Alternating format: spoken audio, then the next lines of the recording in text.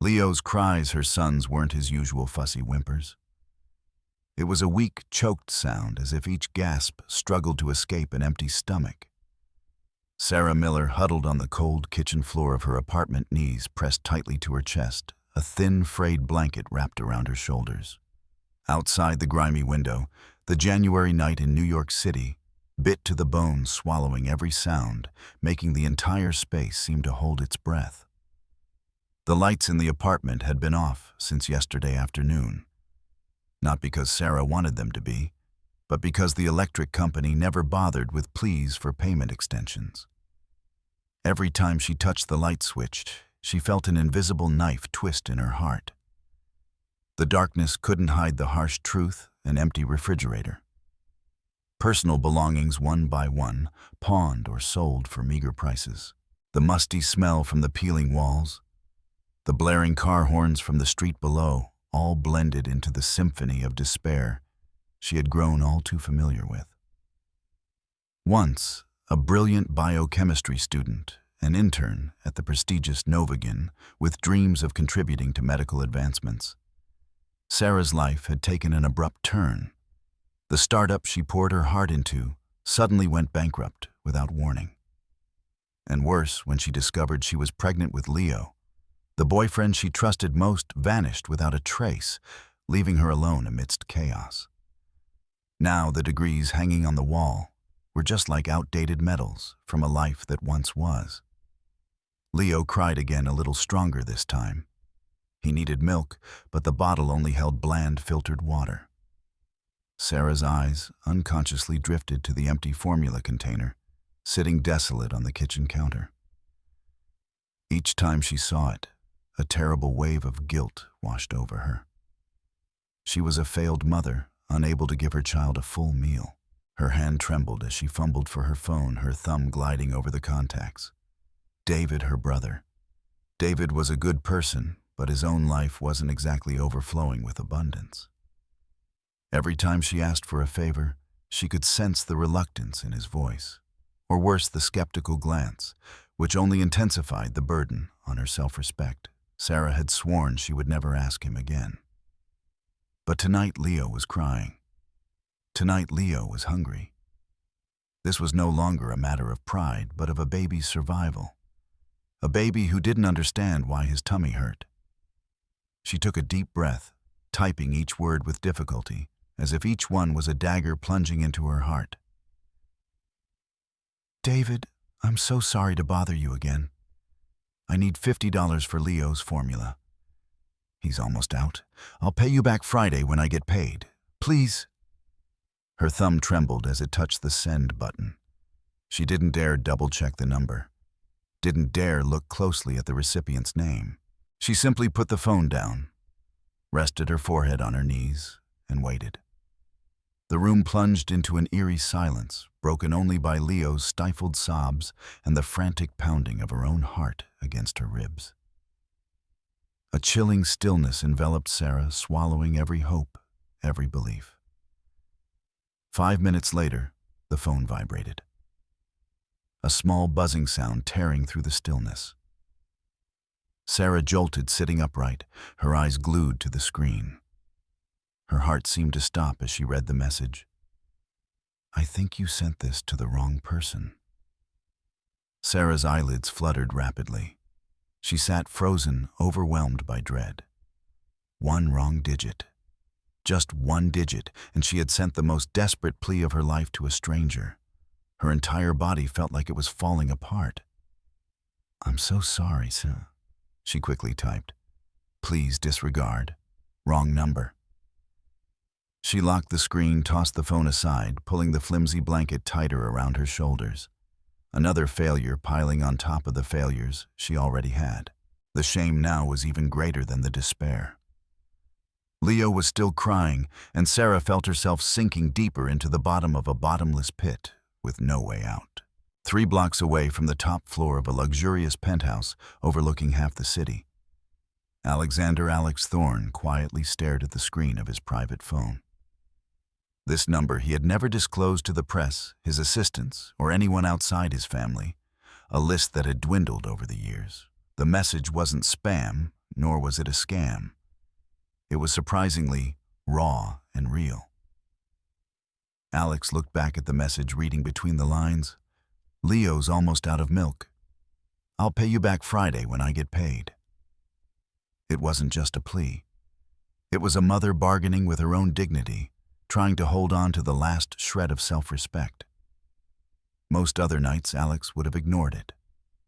He was all too familiar with pretense flattery and requests veiled in greed. But this time was different. It touched a hidden corner of his soul, a place still deeply scarred by an irreparable loss. Alex Thorne, CEO of Helix Core Industries, was a legend in the tech world, a man of immense wealth who lived so reclusively that the press dubbed him the Ghost Mogul.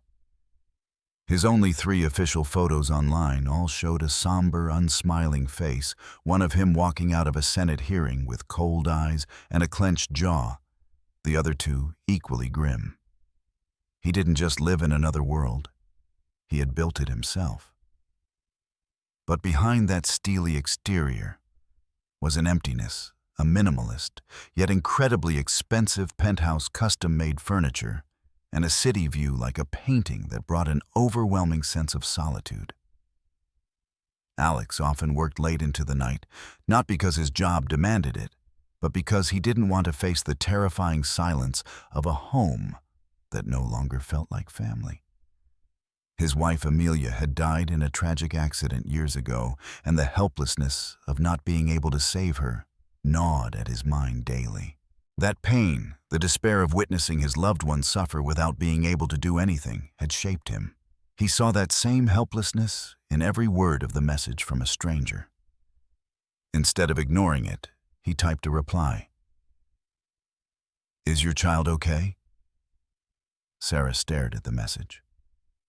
What kind of stranger keeps asking questions? Her first instinct was to block the number.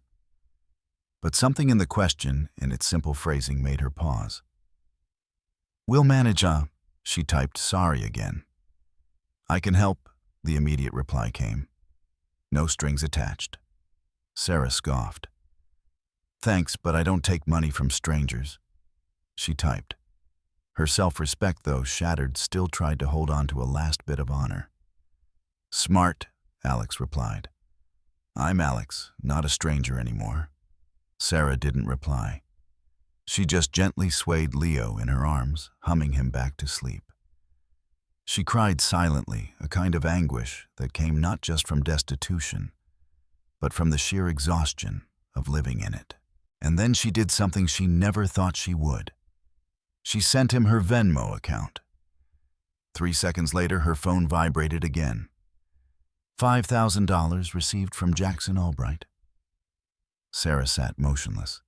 She blinked twice, opened the app, and double-checked. It was indeed $5,000. "This is too much," she quickly typed. "I only needed $50. "It's yours. No catch. One less burden to worry about," Alex responded. She hadn't cried when she was laid off. She didn't cry when her car was repossessed. She didn't cry when Leo's father disappeared after learning she was pregnant. But in this moment, the tears couldn't be held back any longer. Her hands trembled. "Thank you. I don't even know what to say." "You don't have to say anything," he replied. "Just take care of Leo." And then Sarah realized the strangest thing. She had never told him her son's name. A shiver ran down her spine. Sarah couldn't sleep, even after Leo finally drifted off his full belly, making his breath steady, soft, and peaceful. She sat wide-eyed at the edge of the mattress, clutching her phone as if it might disappear at any moment. She reread the transfer screen. $5,000. Still there, still real. For a long time, she just stared at it, wondering, allowing herself to believe that this wasn't a scam, not a trap for something darker. That this stranger, the man who called himself Alex, had no silent plan to demand a favor later. People just didn't send thousands of dollars to strangers. At least for her, it had never happened. She reopened the conversation, scrolling up to the last message. Just take care of Leo. No emojis, no ellipses, no hesitation. Just simple certain. That was what scared her most, his certainty, as if this were normal for him. She typed something, then deleted it. Typed again, deleted again. Finally, she wrote, "You didn't have to do that." A moment passed, then another. Her phone remained dark. She exhaled slowly, almost relieved. Perhaps he no longer cared. Perhaps it truly was just a momentary coincidence and she could pretend nothing had happened. Her phone vibrated again. I know I didn't have to. I wanted to. 3 blocks away, Alex Thorne leaned back in the leather chair that never quite made him comfortable. He was still in his office, always working late, not out of obligation, but because home no longer felt like home. He cut off that thought. The glass walls of the penthouse office reflected the skyline like a painting, cold, expensive, empty. His phone vibrated again. Why would you help someone like me? You don't even know me. He stared at those words longer than usual. Most people who messaged him wanted something: partnerships, investments, favors, sometimes influence. This was the first time in a long time that someone genuinely asked why he cared. So he told her the truth, or at least a part of it. Because once someone helped me when they didn't have to. I've never forgotten that. A pause. Then, I want to pay you back. Alex raised an eyebrow. For what? For the formula. For showing kindness. For not ignoring me. Another beat. I'll find a way. Alex's jaw tightened slightly. She didn't ask for more. No hints about needing a job, rent money, or anything else. She held on to her self-respect with both hands, even as she was drowning. He respected that more than he expected to. So he sent one more message. Tell me what kind of formula Leo needs. I want to send more, not money, supplies. Sarah hesitated. Only if there are truly no strings attached. I don't do strings, he replied. Strings are for people playing games. The next morning, Sarah woke to a knock at the door. Her heart hammered. No one ever knocked on her apartment door. Her landlord only texted, and her neighbors rarely looked her way. She quickly pulled on a hoodie, crept to the door, and peeked through the peephole. A delivery truck, a uniformed driver standing there holding 4 large boxes. What is this? She slowly opened the door. Delivery for Sarah Miller, he asked. She nodded, mute. Sign here. She signed. She opened each box one by one on her living room floor, her hands trembling. Inside were formula diapers, baby wipes, bottles, organic pureed food packets, even clothes. Not cheap stuff, but the kind she only saw on Instagram from perfect moms with shimmering light and too much free time. At the bottom was a small envelope. She slowly opened it. Leo will have what he needs. He deserves better than just surviving. Signed, Alex. No logo, no return address, no way to trace where it was ordered from. Just a signature she didn't recognize from a man she'd never met. But she felt it. A strange, vague warmth, somewhere between gratitude and suspicion, spread through her chest. Who was this man, and what did he really want? Sarah didn't touch the boxes for hours. They sat in the corner of her living room like a dream she didn't want to wake from.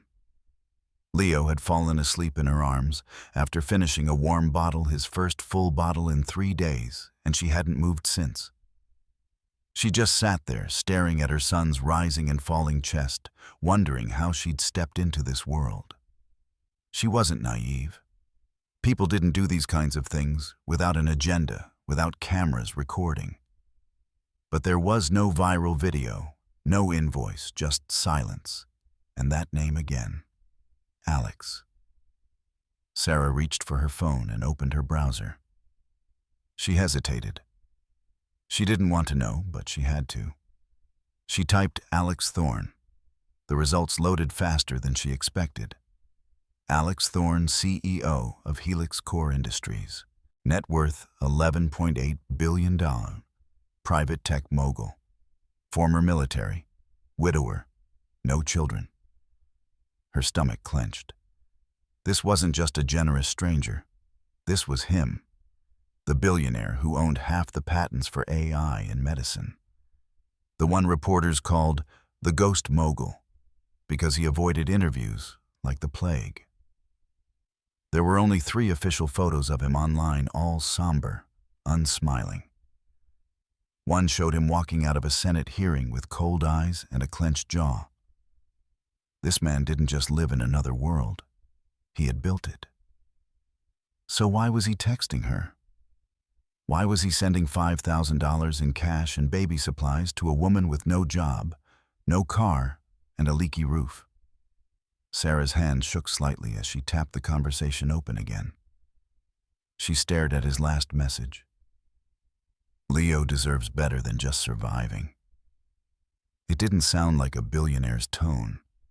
It sounded like someone who had been close to that edge of starvation and had never forgotten what it felt like. She typed, hesitated, then hit send. "Why are you really doing this?" He didn't reply immediately. She waited 10 minutes, then 20. Her heart sank. Maybe he regretted it.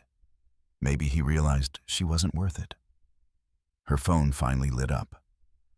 "Because I know what it's like to lose someone you can't save, and because no child should suffer that pain." Sarah stared at the words, stunned. They weren't transactional. They weren't flowery either. They were just true, and they hurt. "I don't want your pity," she replied.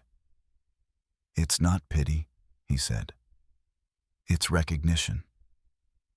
Sarah leaned her head against the wall and closed her eyes. A silence hung between them. Then her phone buzzed again. "Are you working?" The question felt like a punch. She almost didn't want to answer. "I was working until I had Leo and the company folded, and the daycare I could afford closed. So, no, not currently." "What's your field?" "Biochemistry research mainly. Diagnostics. I interned at Novagen before things got complicated." "You've done research?" "Yes, but I also know how to scrub toilets, make lattes, and do taxes. I can't afford to pay." She didn't expect a reply to that, but he surprised her. "Come to Helix Core tomorrow, 11:00 a.m. Ask for Ava. No strings attached, just a conversation." Sarah blinked. "You're offering me a job." "I'm giving you a chance to get it back." Sarah hadn't stepped into a downtown office building in almost 2 years.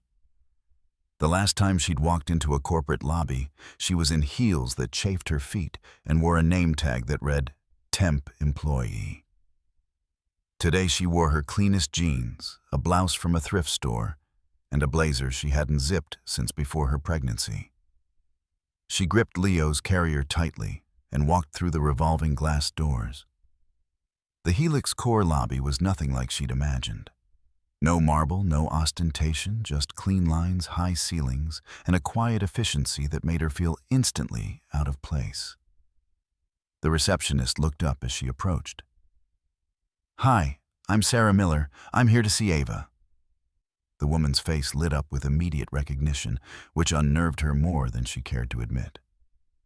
"Oh, of course. You're expected." 37th floor. "Ms. Lin will meet you at the elevators." Sarah blinked. Expected. She followed the path to the elevators, her eyes darting to the logos on the walls, the awards behind glass cabinets, the quiet but busy energy of the place. This wasn't a startup pretending to be important. This was genuinely important.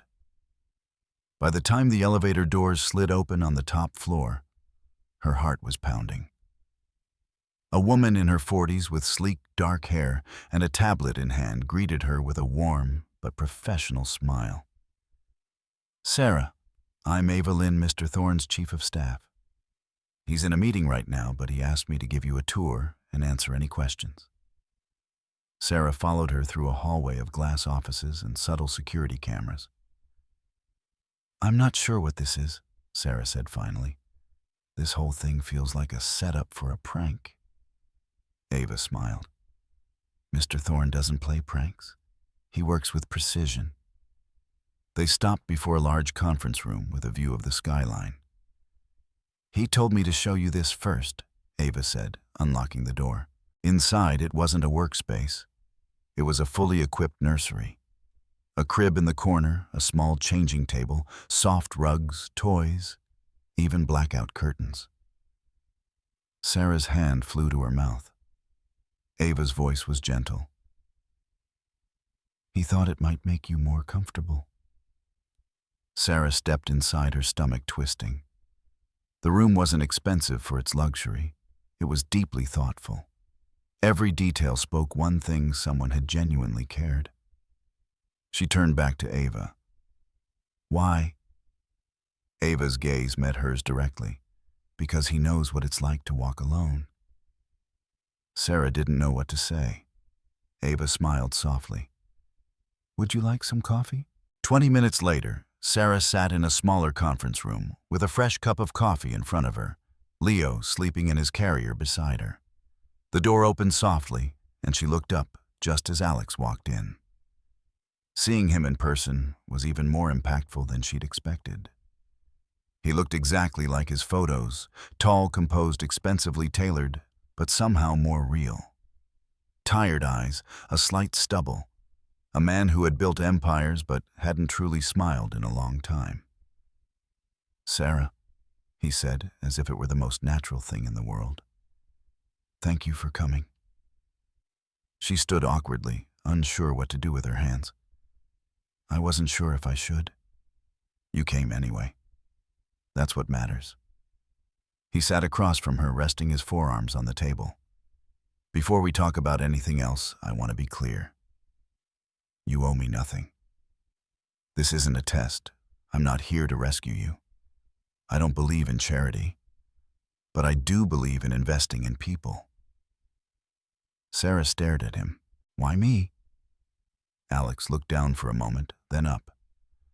Because I saw someone who didn't ask for a shortcut, who didn't expect anything, who was willing to suffer deprivation before letting her child suffer.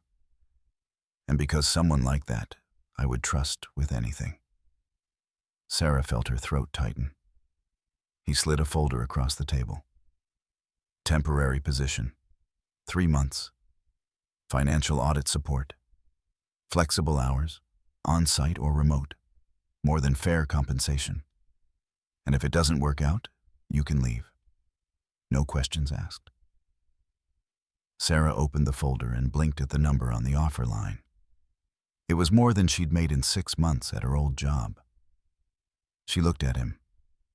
Is this real? It's real, he said. She glanced at Leo, then back at Alex and the nursery room. He gave a faint smile. That's real too. For a moment they just sat in quiet understanding. Finally, Sarah gave a single nod. I'll take it. Sarah arrived for her first official day of work in the only business attire she hadn't donated during last winter's rent-induced panic. The pants were a little tighter than she remembered, but they still buttoned, which was enough. She pulled her hair into a neat bun, applied minimal makeup, and walked into the building with Leo strapped to her chest in a soft gray fabric carrier. No one stared that surprised her. She had half-expected glances, whispers, or polite but chilly smiles. But the woman at the front desk greeted her with a warm, "Welcome back," as if she'd been working there all along. The elevator to the top floor opened just as she approached. Ava was already waiting, a hot coffee in hand. Leo's room is ready, Ava said without missing a beat as she led her down the hallway. And your office is just across the glass wall. You'll have full access to the internal system. I'll get you set up. Let me know if you run into any issues. Sarah blinked. That's it? Ava smiled. That's it? The office they led her into was modest but sleek. A spacious desk, 2 computer monitors, and an ergonomic chair so plush she felt like she was cheating. Behind her, a glass wall looked directly into the nursery. Leo was cooing, playing with a set of plush building blocks on the rug, utterly oblivious to how drastically his world had changed. Sarah slowly sat down, her hands hovering over the keyboard. She hadn't worked in over a year. She hadn't touched an internal auditing system since her last project before maternity leave, the one that never finished because the company suddenly went bust. But as she opened her inbox, navigated file folders, and pulled up the company's audit logs, something familiar stirred in her chest. Her brain seemed to reboot.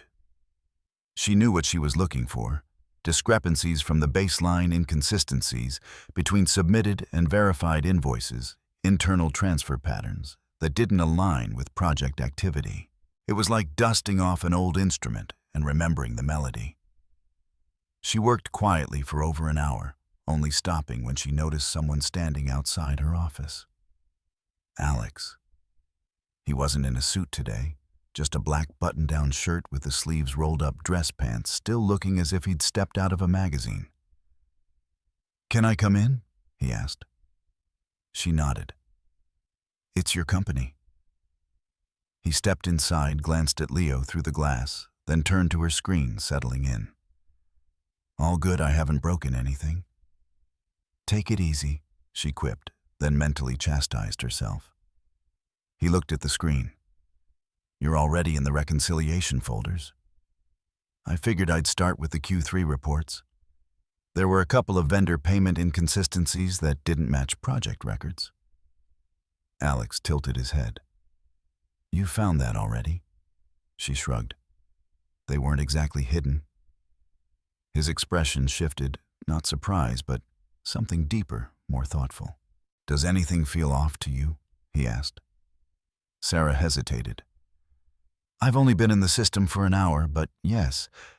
Either someone is rounding numbers absurdly, or someone is burying something in this mess." Alex's jaw tightened slightly. "You don't have to dig deep right away. Start with the surface first." "Right," Sarah said. "Except I don't work on the surface." He gave a single nod. "Neither do I." Then he turned and walked out. That afternoon, Ava brought her lunch without asking: grilled chicken, roasted vegetables, iced tea. Sarah was halfway through her meal when a ping came from the internal messaging system. "Keep this just between us. If you find anything amiss, bring it directly to me. No one else. Not even Ava." Sarah stared at the screen. "You expect me to find something? I expect you to see things others don't." She leaned back in her chair, looking through the glass wall at Leo. He was curled up asleep with a small stuffed fox tucked under his chin. The sunlight illuminated his soft hair, and for the first time in months, Sarah didn't feel like she was chasing the world. She was catching up, or perhaps finally stepping into her rightful place. By her second week at Helix Core, Sarah had established a steady rhythm. Mornings started with black coffee, a kiss on Leo's forehead, and a silent promise to always stay ahead of any curveballs life threw her way. She arrived early, often before Ava, sometimes even before Alex, and always checked on Leo first. He had adjusted to the nursery faster than she had adjusted to her office.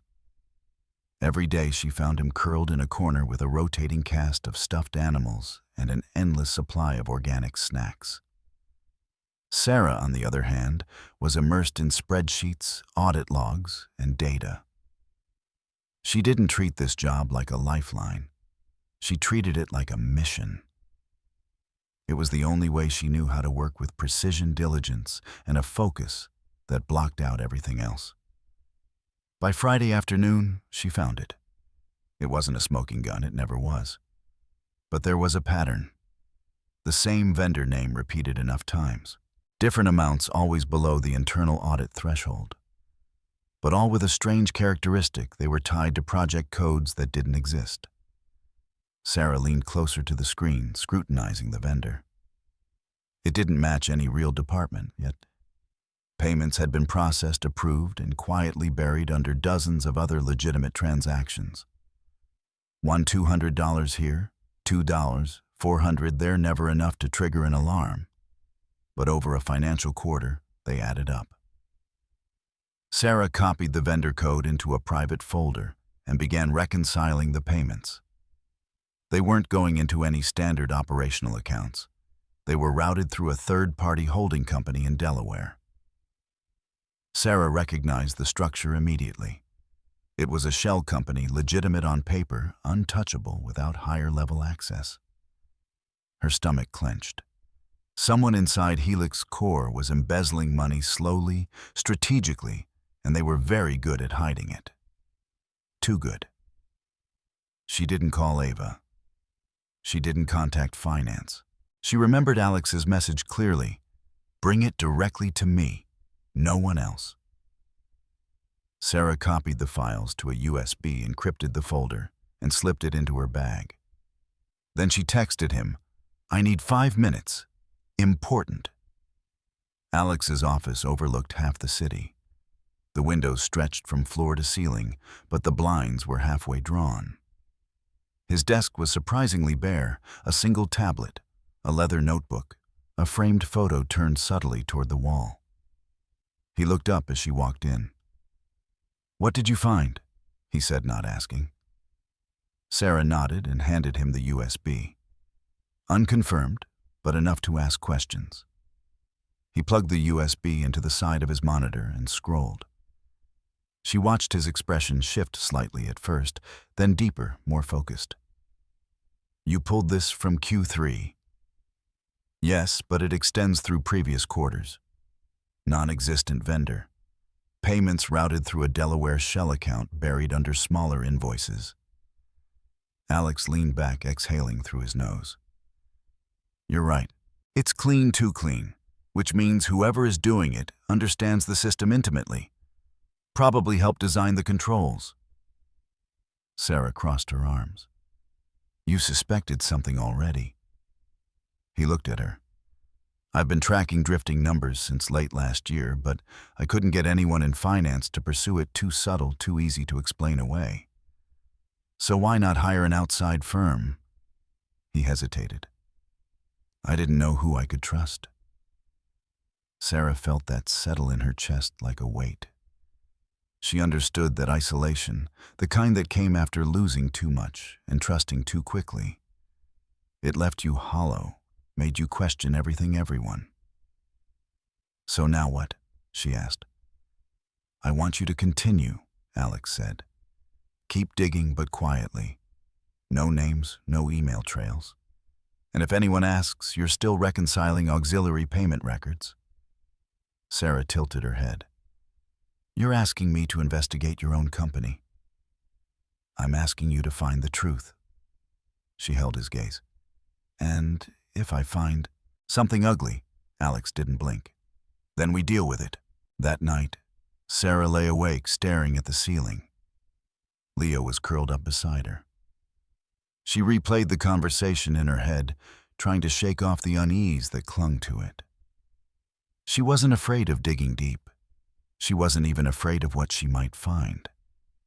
What worried her most was what she'd seen on Alex's face he already knew. He just didn't want to admit it.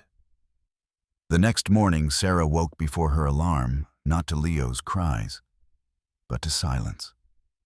A heavy kind of silence. She checked his crib. Leo was still fast asleep, arms flung above his head, lips pursed into a tiny frown as if he were busy bargaining with his dreams. Sarah brushed her teeth at the kitchen sink. Her bathroom faucet had started leaking again, but she hadn't called a repairman. She didn't want strangers in her space. Not now. Not when she was part of something she barely understood. By 7:30 a.m., she was at her desk on the 37th floor reviewing vendor logs again. This time, she dug deeper. The shell company receiving the embezzled funds had a name, Trinox Solutions, LLC. The name meant nothing to her. But when she ran the tax ID through a public business registry, The address came back as a downtown P.O. box and listed a single executive representative, no public name, just a firm specializing in anonymity. Sarah leaned back, her fingers tight around her coffee cup. This wasn't lazy embezzlement. Whoever was behind this had designed it to operate undetected for years. It wasn't greed. It was calculated exploitation. At 9:06 a.m., Alex walked into her office without knocking. "Trinox," she said before he could even sit. He raised an eyebrow. "You found it. It's a shell holding no employees registered through an anonymous legal entity. I've tracked 4 separate payments this month, routed through different departmental budgets, all under compliance thresholds. It's sophisticated, precise." Alex said nothing. He looked tired again, as if he hadn't slept. His tie was askew, and his phone was still in his hand. "I need you to keep this on your computer only," he said. "No backups, no external transfers." Sarah nodded, then leaned forward slightly. "Alex, how long have you suspected this?" He met her gaze, his jaw tight. "Long enough to know whoever's behind it doesn't care about the company or the people who work here." "You think it's someone close to you?" "I know it is." Sarah hesitated. "Why haven't you told the board?" "Because at least 2 of them have been compromised. They've already put a hold on an internal audit. If I make the wrong move, everything falls apart." Sarah's throat tightened. "So why me?" Alex finally sat down across from her. "Because you owe no one here anything, and you're not easily scared." The way he said it wasn't a compliment. It was a fact. She felt like someone had finally seen her. Not just the mother, not just the woman trying to survive, but her, the sharp, quiet force she used to be before life knocked her so hard it left scars. "I want to show you this," Alex said. He pulled a folder from his jacket and slid it across the table. She opened it. A face stared back at her, a man in his 40s, impeccably groomed, a sharp suit, a neutral smile. "Vincent Harmon, CFO," Alex said. Sarah stiffened. "I've heard the name. Isn't he?" "He was hired 2 years ago after the previous CFO abruptly resigned. He spearheaded changes to our internal system, giving his team exclusive oversight over certain departments and quietly eliminating several cross-referencing protocols. No one noticed, because he did it under the guise of streamlining compliance." Sarah closed the folder. "You think he's behind this?" "I know it. But proving it, that's the hard part." "You want me to find the proof?" "Precisely." Sarah slowly nodded. "And when I do, then we act." He stood to leave, but paused at the threshold. "Oh, and Leo has a fan club in the nursery." She blinked. "What?" "Yesterday, he lectured my assistant when she tried to take his giraffe. It was 4 babbled syllables and a death stare." Sarah laughed before she could stop herself. Alex smiled a small, tired smile. And then he was gone. That afternoon, Sarah worked through lunch. She ran more reconciliations, cross-referenced internal memos. She found an email chain where Vincent's assistant requested override access to procurement logs under the guise of executive audit preparation. The date matched the first recorded transfer to Trinox. She copied it, encrypted it, and added it to a growing folder labeled Evidence. By 5:00 p.m., her eyes blurred with fatigue. She stretched, walked into the nursery, and sank onto the plush armchair next to Leo's crib. He was napping, thumb in his mouth, the other hand still clutching the tail of his toy giraffe like a weapon. Sarah rested her head against the back of the chair. The room was quiet, safe. She hadn't felt that way in a long time. And that scared her more than anything else. Sarah no longer trusted silence, not in nurseries, not in elevators, and certainly not inside corporate systems built to conceal the truth. Because silence often meant someone was hiding something. By Monday morning, she had documented 15 payments linked to Trinox Solutions. each routed through a different department, each approved by a different low-level employee. Whoever set up this system had built a machine, not made a mistake. But Sarah wasn't hunting mistakes. She was tracking patterns, and this one had fingerprints. She waited until Leo was fed and settled in the nursery before walking into Alex's office. She didn't knock. He'd stopped expecting her to. He was at his desk reading a contract, but the moment he saw her face, he pushed it aside. "You found more," she said. "And I think I figured out how they're hiding it." She handed him a printed report, each page marked with highlighted notes and system timestamps. "I cross-referenced every account routed through Trenox with employee IDs. All payment approvals came from different logins, but the access point each time was the same, the device ID, which means someone is using forged credentials, or cloned or hijacked existing user credentials for sign-off," Alex finished. Sarah nodded. "They're not faking the data. They're borrowing actual logins. That's why your auditors missed it. Everything matches on the surface, except it's all a lie." He silently watched her face. No panic, no anger, just the stillness of someone putting the final piece into a picture he never wanted to see completed. "What do you want to do next?" she asked. Alex leaned back in his chair. "We need confirmation. Proof that can't be rewritten or deleted. Someone inside has to know more than they've admitted, and I know where to start."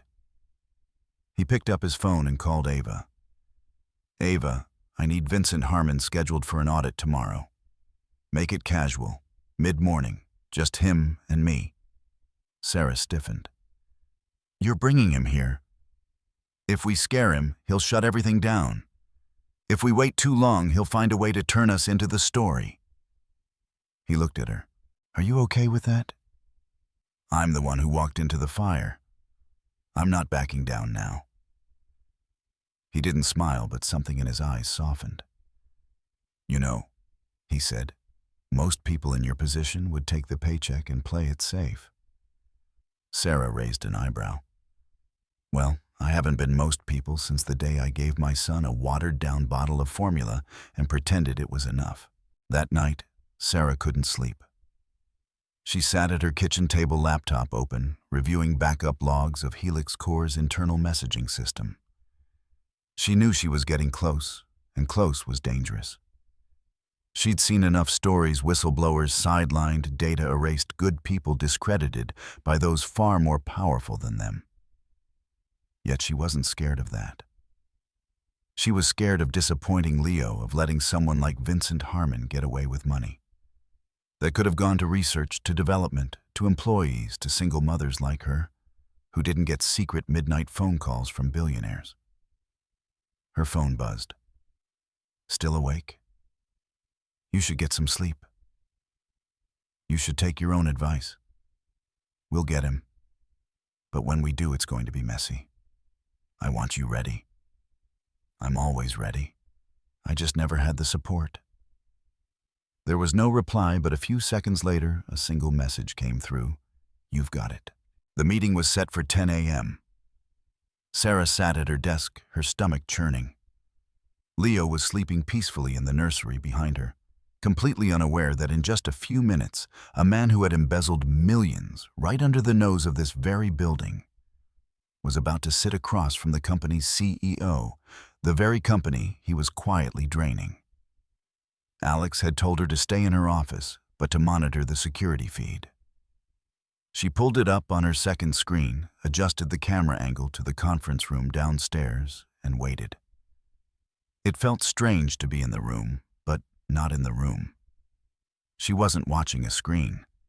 She was watching a moment that would define the next chapter of both their lives. Exactly at 10 Huzru a.m., the doors opened. Vincent Harmon strode in with the casual swagger of a man who believed the world owed him something. He wore a perfectly tailored navy suit and an absent-minded expression mixed with polite self-assurance. Alex was already seated. There was no handshake. Sarah leaned closer. "Thank you for making the time," Alex said, his voice level. "Of course," Vincent replied smoothly. "Always time for the boss." Sarah studied his face. She'd seen that expression before in job interviews, in boardrooms, even waiting in line for daycare pickup. It was the look of someone who believed they were 3 steps ahead. "I've been reviewing some Q3 financial reports," Alex said, "and I noticed a few anomalies." Vincent tilted his head. "We've done quite a bit of streamlining this year, perhaps too quickly. My fault. Growth, you know." Alex gave a single nod. Streamlining is one word. Sarah could feel the tension building, silent but sharp. "There's a vendor," Alex continued. "Trinox Solutions. Are you familiar?" Vincent barely blinked. "Doesn't ring a bell. Is that facilities or security?" "Apparently both, and also research and legal. Interesting for a company no one seems to have direct contact with." Vincent smiled, thin light. "I'll have my team look into it." "You are your team," Alex said. "You approved those payments." For the first time, Vincent didn't reply instantly. Alex leaned forward. "I know what you did. I have the logs, the device IDs, the login footprints, the shell account structures. You've been routing money through ghost vendors and dispersing it through ghost pipelines. And you thought no one would notice." Vincent's mouth twitched. Sarah couldn't tell if it was annoyance or amusement. "You've been listening to your new pet accountant too closely," he said. Sarah's stomach clenched. "He knows." Alex didn't flinch. "Her name is Sarah, and she saw what you hoped everyone would overlook." Vincent chuckled a dry sound. "And, let me guess, you two have been bonding late nights over spreadsheets and baby bottles." Sarah's heart pounded. Her hands clenched into fists under the table. Alex's voice dropped calm, controlled. "You're done, Vince?" "No," Vincent said, the smile returning. "You're done." The words hung in the air like a switchblade. Vincent reached into his jacket pocket and pulled out a small USB. He set it on the table between them. "You think you're the only one collecting data? Come on, Alex, you're not that naive. The board is tired of your secret projects and your PR disasters. They're tired of your moods, your grief. You've made the company vulnerable. I just helped it survive." Sarah leaned closer to the screen, holding her breath. Alex's jaw tightened. "What's on that drive?" "Emails, messages, financials that look like mismanagement. Proof that you've been siphoning off funds to cover personal debts, which, by the way, we both know you haven't. But perception matters more than truth when you're on the chopping block. And you gave it to me because—" "I'm not giving it to you. I'm warning you. You have until Friday to resign quietly. I've spoken to 2 board members. They'll back me. You walk away, and I won't drag Sarah into this. She'll get a generous severance and a quiet exit. Everybody wins." Sarah sat motionless. Alex stared at him, then quietly. "You underestimated me." "No," Vincent said as he stood buttoning his jacket. "I understand you better than anyone else in this building. You built something great, but you're too human. And humans can't survive here." He walked out without waiting for a reaction. Sarah turned off the feed and leaned back in her chair. Her heart was pounding, her face was hot, and all she could think of was one thing. They were at war now, and Vincent Harmon played dirty. Alex didn't return to his office after the meeting with Vincent. For 2 hours, Sarah stared at the closed conference room monitor. But there was nothing left to see. No movement, no sound, just an empty table and the ghost of a conversation that had changed everything. She couldn't sit still any longer. She printed her report, the one with every recorded transfer, every phantom approval, and every shell account linked to Trinox. Then she walked down the hall, heart pounding, and stepped into Alex's office without knocking. He was there, his back to her, standing by the half-drawn blinds, looking at the city as if he were waiting for it to crumble. He didn't turn when she spoke. "I saw everything." Alex didn't flinch, his voice low. "You shouldn't have." Sarah stepped closer. "Did you really think I'd just sit at my desk and not watch what happened in that room?" He turned slowly, his face unreadable. "I told you this would get ugly. You didn't say he'd try to destroy you." Alex looked tired in a way she hadn't seen before, not physically, not just grief. It was the weariness of someone who had finally confirmed that the worst person he suspected was exactly who he feared, and worse, that person had the power to get away with it. "He has the board, doesn't he? Then we make it public and risk the company. Thousands of people rely on it, the research we've invested in for years. If I act too soon, he'll twist the narrative. I'll look like a billionaire out of control clinging to power. And you'll look like the woman I manipulated to cover my own mistakes." Sarah's throat tightened. "Then we have to find proof he can't twist." Alex met her gaze. "Are you still in?" "I was in the moment I realized the numbers didn't add up." He walked over, took the report from her hands, flipping through it in silence. When he was done, he looked up. "I have one last play to make. It's not guaranteed, and it's high risk." "What's the risk?" "I've been working with an outside resource, a former FBI forensic accountant, Detective Clara Keller. She's helped me track internal corruption quietly. But if we bring her in now, it won't be quiet anymore." "And you trust her with the truth?" "Yes." "Then bring her in." Alex hesitated. "This only works if we all play our part. She'll need full access to the logs, everything you found. And if Vincent gets even a whiff of what we're doing, he'll come after you." Sarah didn't blink. Let him try. That night, the safe house wasn't just a contingency plan. It was reality. Alex gave her an access code, a discreet apartment owned by a subsidiary company located in a quiet part of the city already stocked with essentials. Sarah didn't ask how. She didn't need to. She just packed lightly clothes for her and Leo, her laptop, the USBs, and a copy of her report. Leo fussed as she buckled him into his carrier, but settled as soon as she held him close. He could always sense when she was stressed. The apartment was small, but clean, safe, quiet. Sarah put Leo down in the portable crib that was already waiting in the corner.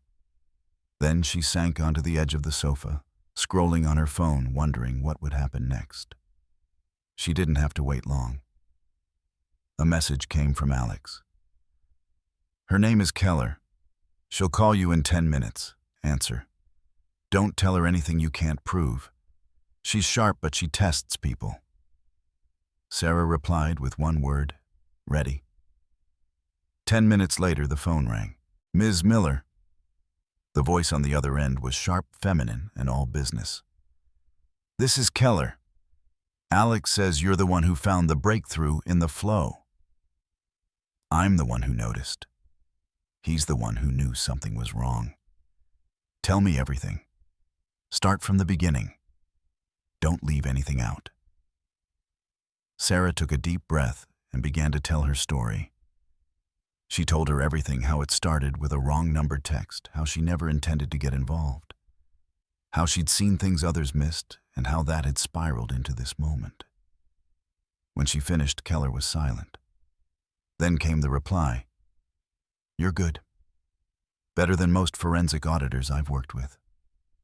And if even half of what you're saying is supported by the files Alex sent me, we have enough to not just bury Vincent, but to unmask every one of his protectors.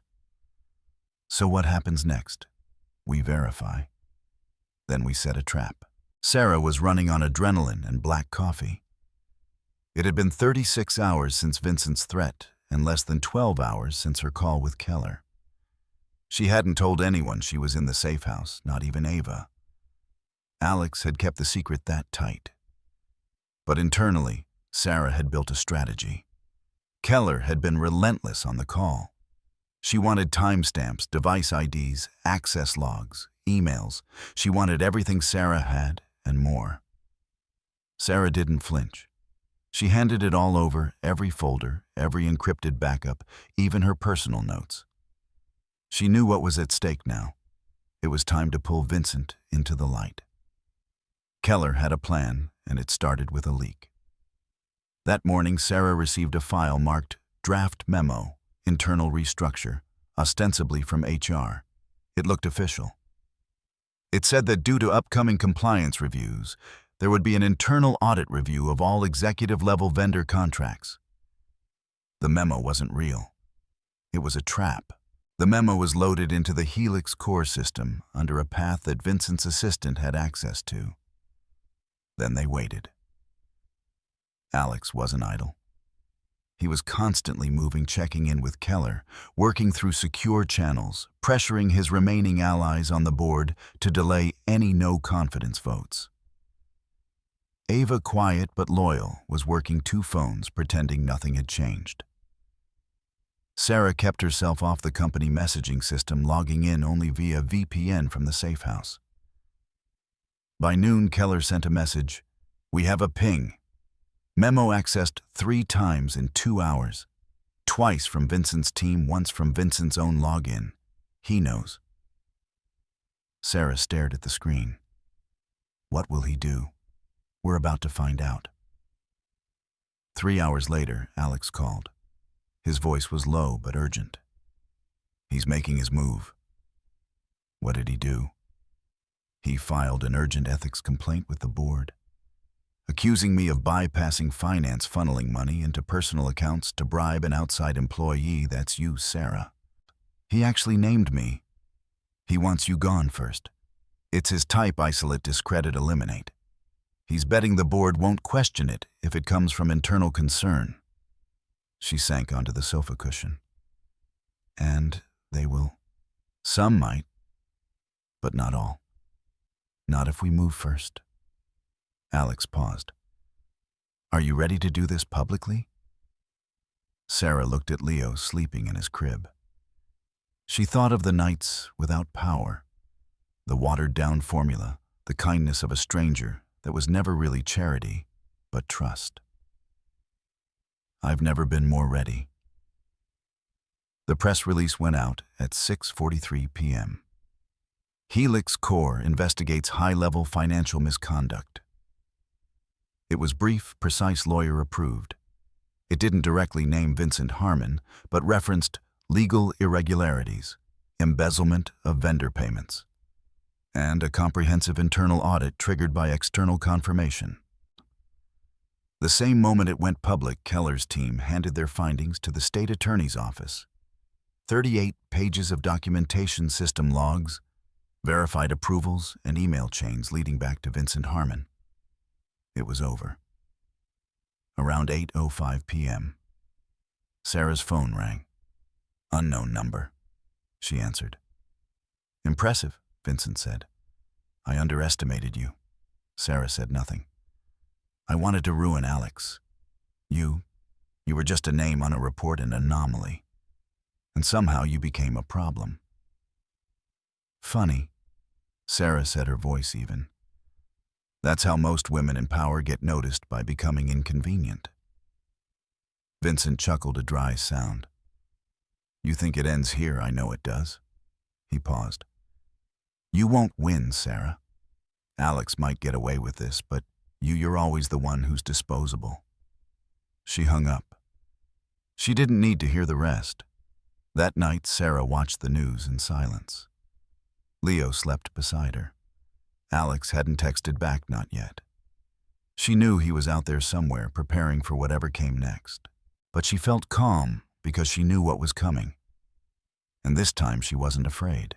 The next morning, everything was different. Sarah didn't need to check the news to know it. She felt it in the constant buzzing of her phone, with missed calls and the encrypted messages from Keller marked read only. and in the way her inbox transformed overnight from silence to a storm of information. Helix Core's press release had gone viral. Financial blogs, tech media, even national news outlets buzzed with speculation. Whistleblower, secret audit, executive corruption. One article even mentioned a single mother with a forensic accounting background who had exposed the wrongdoing. They didn't name her, but sooner or later they would.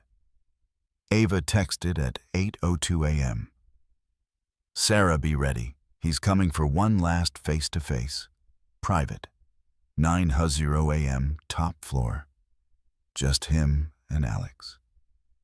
Sarah stared at the message. "Sarah, should I be there?" "Ava, Alex says no. I say yes. Stay in the back, but don't leave." Where Sarah dressed carefully neutral tones, nothing too conspicuous, and slipped into the building through a side entrance that Keller's team had cleared. She took the private elevator directly to the nursery where Leo was already waiting. One hand clutching his favorite stuffed fox, the other holding a sippy cup, babbling at the childcare assistant as if she were his subordinate. At exactly 9:01 a.m., she opened her laptop and pulled up the live internal feed. The conference room was silent. Alex sat at the end of the table, calm, controlled. Vincent walked in a moment later, his face blank. Sarah watched every detail, the way he walked his jawline, the way his hand hovered a little too long before pulling out his chair. "Let's skip the pleasantries, Vincent," he said. "I know what this is." "Then you know why you're here," Alex responded. "I'm here because you'd rather burn the company to the ground than let someone else fix it. You didn't fix it. You robbed it. You bled it dry. I kept it alive when you were too lost in your grief to lead." Sarah's stomach clenched. It wasn't the insult, but the terrifying calmness with which he said it, as if rehearsed. "You built your entire career on other people's blind spots," Alex said. "You targeted me because you knew I was distracted. But you didn't expect someone else was watching." Vincent leaned forward. "You mean her, the woman you picked up from the bottom and gave a desk to as a rescue project? Who do you think they'll believe, her or me?" "I don't need them to believe her," Alex said. "I have the data. I have the paper trail. I have federal agents who've confirmed every part of it. She didn't just notice. She proved it." Sarah didn't move. Her hands were cold on the keyboard. Leo's soft hum behind her helped her stay grounded. Vincent stood up. "This is a mistake." "No," Alex said, slowly rising. "The mistake was thinking you were untouchable." Ava stepped into the frame, as composed as ever. "Gentlemen, I believe both parties have said what needed to be said. Security will escort Mr. Harmon out. His access has been deactivated." Vincent's mouth opened and then closed. For the first time, Sarah saw something crack in his expression. He turned and walked out without another word. By 10:14 a.m., it was over. Vincent Harmon was officially suspended pending investigation. The board, caught off guard by the speed of the evidence, voted unanimously to freeze all financial activities related to his tenure. Keller's team had everything they needed to pursue federal charges. Sarah stood by the nursery window, arms crossed, watching the city exhale quietly. A soft knock made her turn. Alex. He looked like he hadn't slept again, but he was smiling just barely. "You were right," he said. "About not being easily scared?" She shook her head. "So were you." He walked in. Leo saw him and toddled over, arms outstretched, a bright smile on his face. Without hesitation, Alex scooped him up. "How's my partner in crime?" he asked. Leo babbled unintelligibly but excitedly. "I want you to take tomorrow off," Alex told Sarah. "Rest, spend time with him. You've earned it." "What about the day after that?" She looked at him. "I want to offer you a permanent position, head of internal audit. Full autonomy. Report directly to me. Build your own team. Set your own rules. Sarah stared at him. That's a big job. What you just did was just as big. She didn't answer right away, but the answer was already forming. The next morning, Sarah didn't wake to an alarm or the buzzing of system notifications. She woke to sunlight streaming through the cheap curtains in the safe house bedroom and Leo's steady breathing beside her.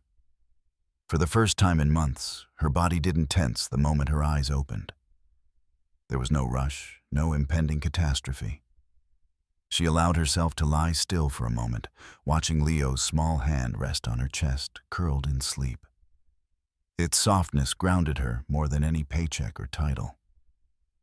By the time she had coffee brewed and stepped onto the apartment's small balcony, her phone was buzzing. The news outlets were in full swing.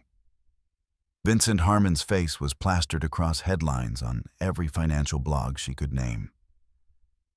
Whistleblower uncovers multi-million-dollar fraud at Helix Core was trending. Her name hadn't been officially used, but her inbox was filling with interview requests, LinkedIn messages, and a strange email from a publisher asking if she was considering a memoir. She didn't care. She didn't want the attention. She just wanted her life back, or perhaps for the first time to build a new one. At noon, Alex called. "Are you okay?" he asked. Sarah glanced at the TV where another panel of experts was debating how a CEO had taken down his own CFO. "I'm fine. Just weird to be at the center of a storm I didn't choose." "You did choose it," Alex said. "You just didn't realize it until you were in it." She smiled. "I guess that's true." A pause on the line, then he spoke again, this time more carefully. "I wasn't going to say this over the phone, but I think I'd regret it if I didn't." Sarah's breath caught slightly. "I don't know what comes next for the company for me, but I know I trust you, and I don't say that easily." She slowly sat down. "I trust you too," she said, "more than I ever expected to." Another pause longer. "I want to see you," he said. "If you're ready."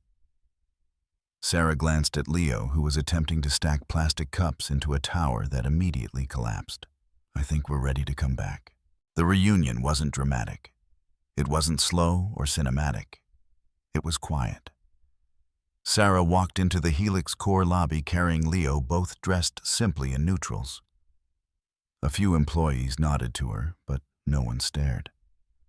Ava greeted her with a warm smile and handed her a name badge with a new title already printed, Sarah Miller, Head of Internal Audit. Ava led her to the elevators. As the doors closed, Sarah turned slightly. "Does he know I'm coming up?" "He's been watching the clock since 7:00 a.m., Ava said with a small smile. Alex was still by the window when she entered his office. He turned as she walked in. He wasn't wearing a tie today, his shirt sleeves rolled up, his eyes tired, but brighter than she remembered. "You came back," he said. "I never left," she replied. He looked at Leo, who immediately reached for him. Alex stepped forward, scooped him up, and held him without hesitation. Sarah watched something deep in her chest, both tightening and expanding. "You kept your promises," she said. He glanced at her. "Which ones?" "All of them." He nodded, then offered a quiet, heartfelt reply. "Let's make new ones." 3 weeks later, Sarah found herself walking into a boardroom as the lead. Not as someone's assistant, not as the girl who stumbled into a job she didn't deserve, not as the charity case or the wrong number story everyone whispered about behind glass walls.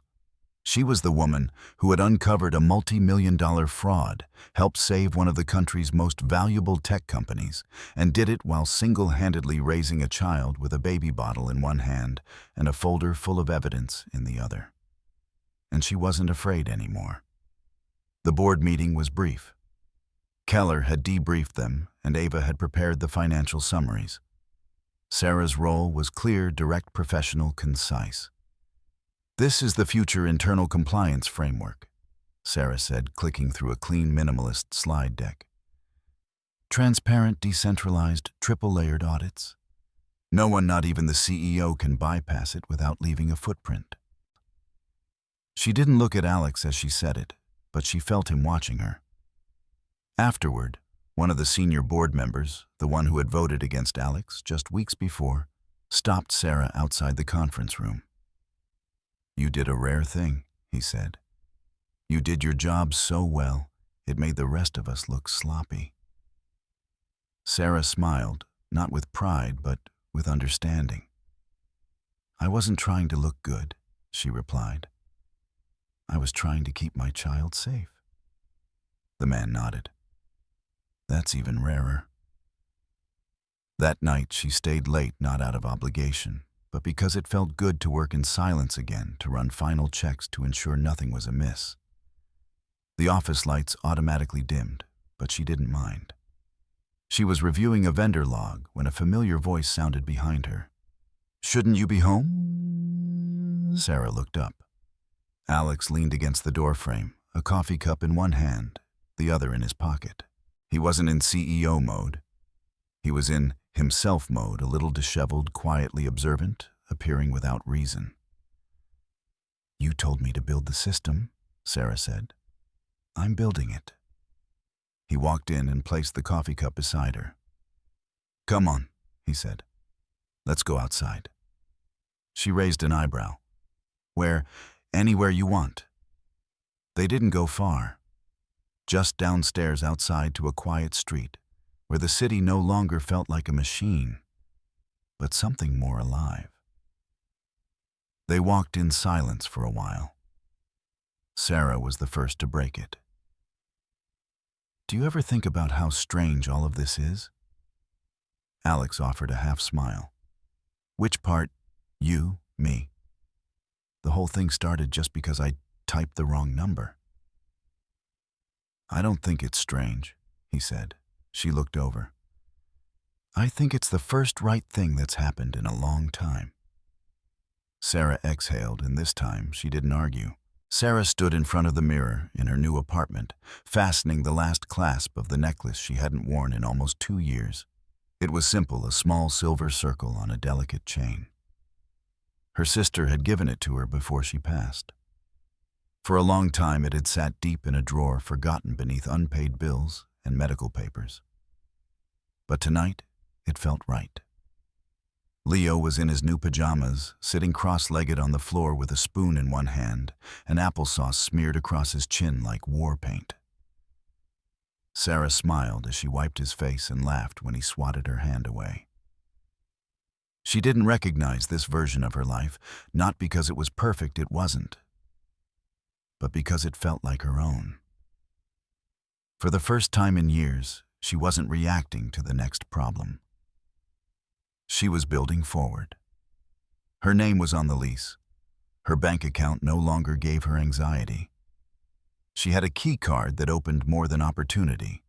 It opened a new chapter. Late that night, when Leo was fast asleep and the city outside her window was quiet, Sarah sat on the sofa with her laptop open.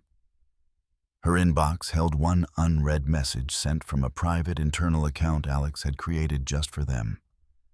No subject, just an attachment. She clicked it open. Inside was a screenshot of the very first message she had ever sent him. "David, I'm so sorry to bother you again. I need $50 for Leo's formula. He's almost out. I'll pay you back Friday when I get paid. Please." And below that was his reply. "I think you sent this to the wrong person." She stared at it, her hand covering her mouth. Alex had named the file "The Incident That Wasn't an Incident."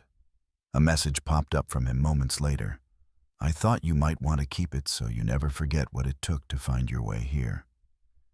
Sarah typed back, "You still think it wasn't an incident?" "I think the universe hires better than HR," he replied. She laughed, leaning back, letting the warmth of the moment settle in her chest. After a few seconds, she typed one more message. "Do you ever think about what happens next?" "Every day," he replied. She waited. And then it came. I want you and Leo to be in my life permanently. Not just as a team, not just as colleagues, as mine, if you're ready. She reread it twice, not because she doubted him, but because she had never allowed herself to fully visualize this possibility. Then she smiled and typed back, "Sarah wants you to ask again, in person." A minute later, her doorbell rang. The doorbell ringing wasn't an unfamiliar sound in the night. But in that moment, it carried an entirely different weight. Sarah took a deep breath, feeling her chest swell with an emotion she had lost for so long. Pure hope. She rose without haste, without a hint of hesitation, and walked towards the door. Each step was an affirmation of the journey she had traveled from the depths of despair to the threshold of a new life. When she opened the door, Alex stood there. Not the powerful CEO in his tailored suit, nor the weary man alone at the pinnacle of success. He was simply Alex. His eyes, though still carrying a trace of melancholy, now shimmered with a warmth, a gentle light she had never seen in him. He said nothing, just looked at her, then towards the room where Leo lay, sound asleep. In the faint hallway light, Sarah saw a small, genuine smile bloom on his lips. It was the smile of someone who had finally found what they had been searching for. "Leo's asleep," Sarah whispered, her voice thick with emotion. "Come in." Alex stepped inside his presence, filling the small apartment with a quiet yet powerful energy. He didn't need to say another word. His gaze spoke volumes, trust, admiration, and a silent promise of a future they had both been waiting for. He looked at her, his eyes lingering on the small silver necklace around her neck, a symbol of loss and now of rebirth. "You don't need to ask again," Sarah said, a radiant smile gracing her lips. "The answer is yes." Alex gently reached out his hand, touching her cheek. The warmth spread, chasing away all the cold she had ever known. "I wanted to be sure," he said, his voice deep and warm. "Sure that you were truly ready, that this wasn't a hasty decision." "I've never been more certain," Sarah replied, looking directly into his eyes. "I fought for Leo for a better life. And you gave me the tools to do it. You showed me that I still had value. You were the only one who saw me as more than just a problem."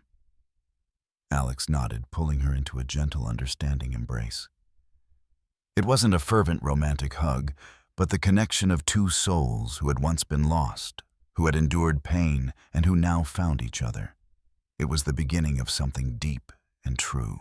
The weeks that followed were a powerful transformation. Helix Core underwent a radical overhaul. Under Sarah's leadership as head of internal audit, the company's financial systems were completely restructured. She and her team people she had personally selected, not Vincent's pawns, implemented a new framework, absolute transparency, decentralized authority, and a triple-layered auditing system that was virtually impenetrable. Even Alex, as CEO, could not bypass the new processes without leaving a trace. Sarah had created a system that was not only robust, but inherently fair. Sarah's life was now a beautiful balance. She remained a devoted mother. Leo was her absolute priority. The nursery at Helix Core became Leo's second home, and Alex's staff especially, Ava, became part of her extended family. Leo thrived in an environment filled with love and care, no longer crying from hunger or the cold of an apartment without electricity. The relationship between Sarah and Alex also blossomed. Late work sessions in Sarah's office, shared coffee breaks, short walks on the city's quieter streets became cherished moments. They were more than just professional partners. They were two people who found resonance in their past pains and a shared belief in a better future. Alex, who had once lived in luxurious isolation, now found warmth and meaning in his life through Sarah and Leo. His smile, though still rare, became more genuine and frequent. One evening, as Sarah and Alex sat together on the sofa in her new apartment, Leo sound asleep in his room. Alex pulled out his phone, opened the incident that wasn't an incident file, and showed it to her. Sarah smiled, her eyes welling up as she reread the old message. "I still can't believe it all started with a typo," she whispered.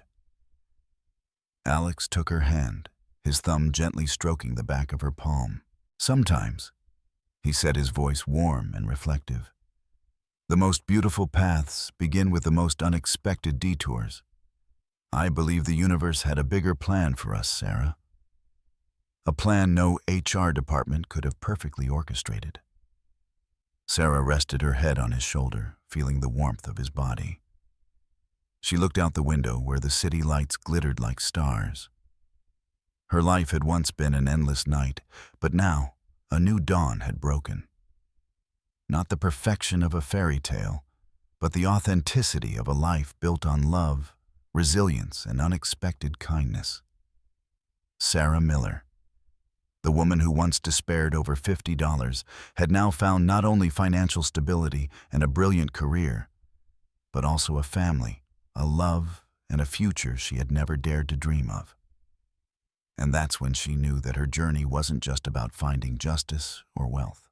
It was about finding herself, finding the strength hidden within her pain, and finding a place where she belonged, where she and Leo were truly loved and cherished.